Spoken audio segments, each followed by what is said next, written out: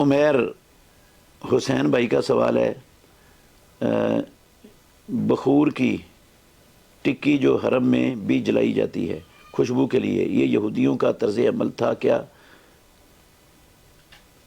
یہ ٹکیا جلانا قرآن و حدیث سے ثابت ہے؟ کوئی حرج نہیں ہے۔ یہ بخور کی ٹکیا یا بخور کی لکڑی یا اس طرح کی کوئی بھی چیز ہے جس سے ماحول معطر ہوتا ہے، اس میں خوشبو پھیلتی ہے، وہ درست ہے، وہ استعمال کی جا سکتی ہے۔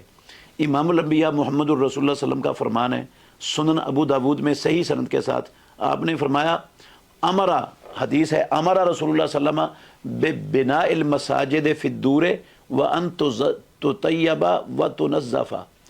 رسول مکرم صلی اللہ علیہ وسلم نے محلوں میں، آبادیوں میں مسجدیں بنانے کا حکم دیا، اور آپ نے کہا کہ ان مسجدوں کو ہمیشہ صاف ستھرا رکھا جائے اور خوشبودار رکھا جائے۔ تو مسجد کے اندر جو ہے نا وہ کسی قسم کی بھی خوشبو، وہ ٹکیا کے جلانے سے ہو، یا وہ